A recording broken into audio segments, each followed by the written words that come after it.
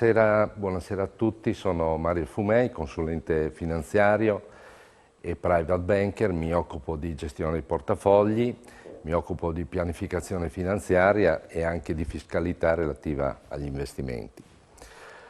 Oggi voglio parlarvi delle due asset class, cioè le categorie principali di investimento che si usano normalmente, che vengono usate per costruire i portafogli, che sono le obbligazioni e le azioni. Ho fatto un'analisi statistica molto lunga, di quasi 150 anni, che è relativa ai rendimenti di queste due asset class nel tempo, e ho preso i rendimenti degli indici americani perché sono molto più lunghi e hanno una storia che si adatta benissimo a fare una statistica. Come vedete, nella parte sinistra ci sono i rendimenti delle obbligazioni americane a 10 anni, ogni anno, e queste colonne identificano praticamente tutti i mattoncini per anno dei rendimenti medi che ci sono stati negli anni monitorati. Nella parte destra la stessa cosa sull'indice Standard & Poor's, che è l'indice azionario americano.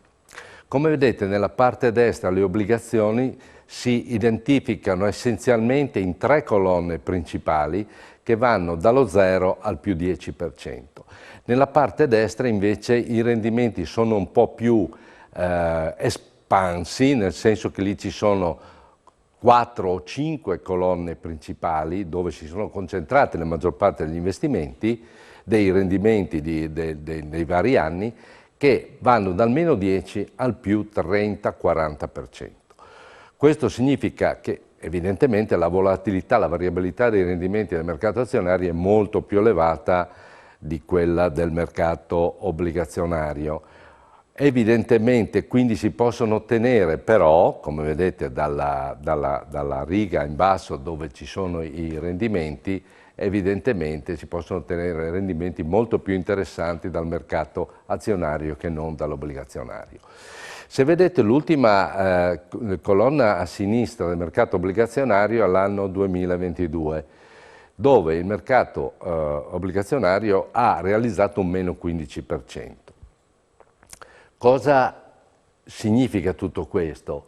Che sui mercati azionari si può facilmente recuperare, se mettiamo la slide successiva lo vediamo, negli anni praticamente quando ci sono stati forti ribassi, 2002, nel 2008 e anche nel 2018, che durante l'anno ha fatto anche meno 20, gli anni successivi ci sono stati dei rialzi che hanno recuperato grandemente quello che è stata la perdita dell'anno precedente.